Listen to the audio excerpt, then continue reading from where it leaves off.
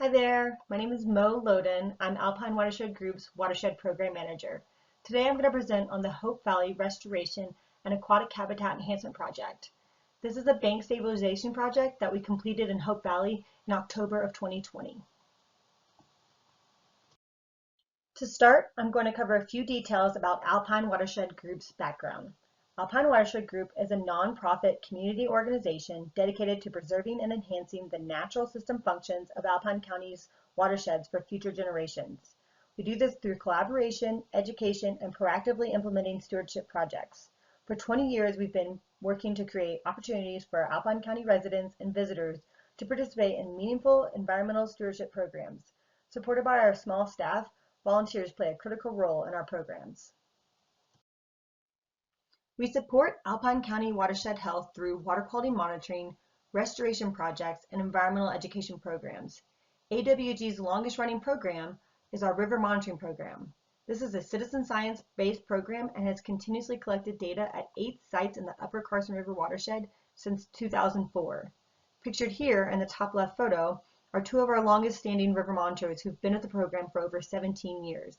We've also recently started providing harmful algal bloom monitoring and pharmaceutical and personal care product monitoring. In 2021, we hope to host our 21st annual Creek Day Workday. This is a community-wide restoration event where several projects are selected to remediate watershed issues. I'll talk a little bit more about our first major restoration project, the Hope Valley Restoration and Aquatic Habitat Enhancement Project, here shortly. Through both of our monitoring and restoration events, we educate adults and children by discussing watershed issues. We also promote watershed awareness by hosting bi-monthly public meetings and through our monthly newsletters. Moving on to the Hope Valley Restoration and Aquatic Habitat Enhancement Project, I'll start with the project location. The project is located downstream of the 4th Crossing Bridge in Hope Valley. The 4th crossing is a reference to the Emigrant Trail, but now is more commonly known as Highway 88 crossing over the West Fork Carson River. The project area consists of 2 meanders. Project Site 1 is the first meander downstream of the Highway 88 bridge, and Project Site 2 is a little bit farther downstream at the log crib site that American Rivers provided restoration at in 2015. Both project areas are located on California Fish and Wildlife land. The purpose of this project is to help reduce erosion and sedimentation in the West Fork Carson River at the 2 project locations. The long-term goals of this project are to improve water quality and aquatic habitat and create a more connected and functional channel and floodplain. At Project Site 1, restoration techniques were implemented to mimic an abandoned oxbow feature. A floodplain bench was created behind the failing bank and filled with live sod blocks and willow stakes throughout the floodplain bench. If you look closely here at the engineer project designs, this arrow indicates the West Fork Carson River is right here and it's flowing in this direction. These lines that are all very close together represent the steep failing bank, and this is actually our project area represented here in this polygon. So these long gray lines represent the live willow trench packs, and these green circles represent the live willow shrubs. This is an innovative design in the sense that this approach allows vegetation to establish before the project area has any direct contact with the active river channel. The design is also low impact as no water or no work was done in the stream and it did not call for dewatering. The design is also low risk because it causes very little impact on the river or the meadow's geomorphic processes. If erosion never pushes back to the newly created floodplain bench, there's still the benefit of newly created frog and bird habitat. So after construction, this floodplain bench measures approximately 300 feet in length, and it's about 12 to 14 feet wide and 2.5 to 3 feet deep. So to start, I'll give a few brief details about the construction process at Site 1. Site 1's construction started with the sod harvesting, followed by the excavation of the floodplain bench, and then the project teams actually worked from the outside ends of the reach, and then they worked their way backwards to the middle so that there wasn't any additional or unneeded impact caused to the restoration area. So if you look down here, you can see an example of one of the live willow shrubs that was sourced nearby. And so we planted 10 of those in the floodplain bench. And then this is an example of the live willow trench packs. And both the live willow trench packs and the live willow shrubs were both installed at the seasonally low groundwater level. So we're really hopeful for great success on all of those due to that feature. So at site one, I was able to hang a time-lapse camera and capture the before, during, and after construction from a high-angle tree. So that is what we'll get a glimpse of now.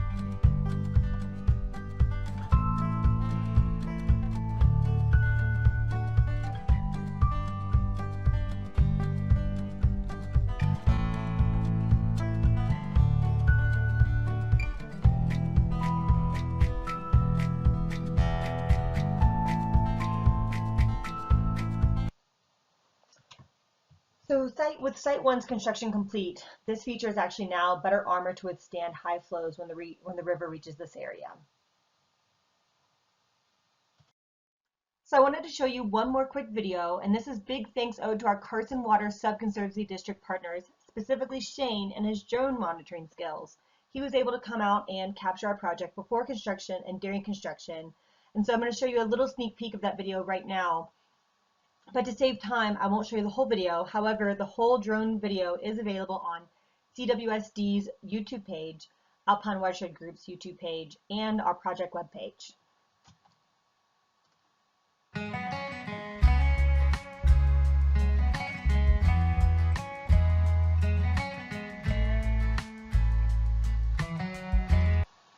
So I wanted to quickly stop the video here just for a second. The drone monitoring does such an exceptional job of really showing off the scale and extent of this project. This bird's eye view is just something that I wasn't able to capture with the time lapse or photo monitoring. So we're really thankful for this different perspective for the storytelling of this project. So if you look down there at the bottom of the screen, here is where the construction started on the project. At this point, the sod harvesting has already happened, the excavation's already happened, and now they are starting to lay the sod and work the project backwards and out so they don't cause any more impact or any unnecessary trampling of the basically complete project at this point. So Hamper did an exceptional job of being really thoughtful with the project construction. And so at this point, like I mentioned, the sod's already been laid. If you look really closely, you can see a live willow trench pack installed right here. This is the first one that was installed. And so the live willow trench pack stretches from the backside of the floodplain bench, and it stretches all the way through the floodplain bench, and it actually extends out at 3 or 4 feet on top of the meadow surface here. And this here is one of the first live willow transplants. So the live willow transplants and all willow stakes that were installed in the project area were actually sourced locally from this area or from here as well. We really wanted to find willows that were as close by as possible to cause as little shock as possible on the willows that were going to be moved, especially these large willow live transplants.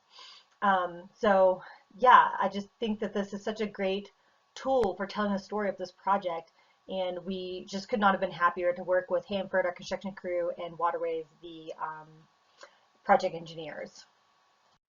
It was an exceptionally great collaborative team we had.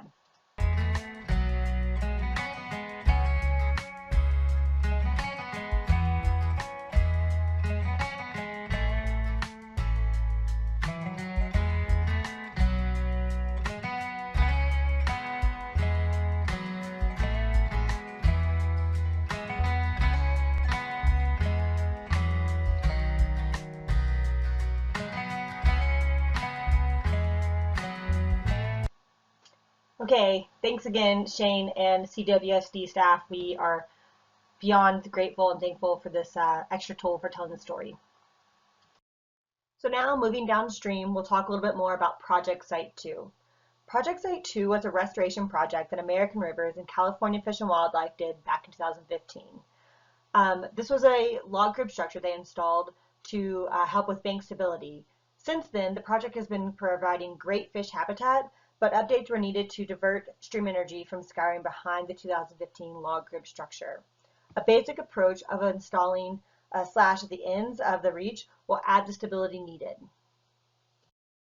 So as I just discussed, this here you can see in the top photo is what the project area looked like before our project. So this is the log crib structure that was installed back in 2015, but you can see that the banks were still eroding here at the downstream end, a lot more so than the upstream end. So we were able to come in and do a little bit of work on the upstream end, and but focus more of our work on the downstream end, where we actually used these slash anchor logs, and they were installed as far down as possible using heavy equipment, and then slash was laid in between these slash anchor logs and tied down with a sisal rope. Numerous willow techniques were implemented at this site. Willow fascines were installed near the water line below the sod and slash. If you look closely, you can see the willow fascines that are all installed right here. These fascines will provide protection from the newly placed sod and may also sprout new willows. As you can see here from this photo, live willow stakes were strategically placed along the water line. Live willow stakes were also placed at a 5-foot on center approximation within the log crib structure. We also had live willow stakes installed down to groundwater level with each of these bottom slash anchor logs.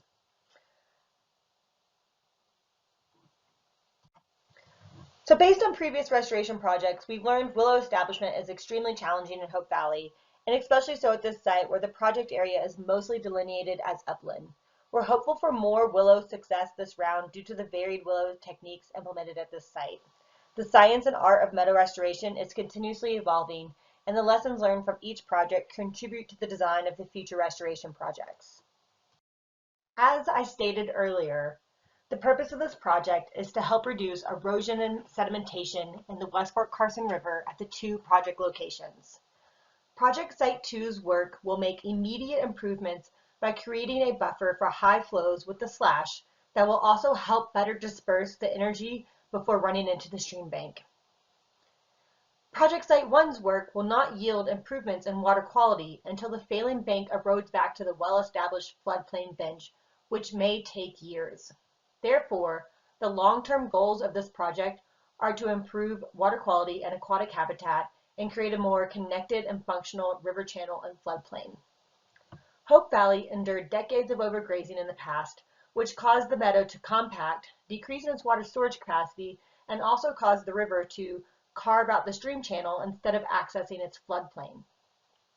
This project is a small piece in the bigger puzzle of reconnecting the West Fork Carson River with the adjacent floodplain.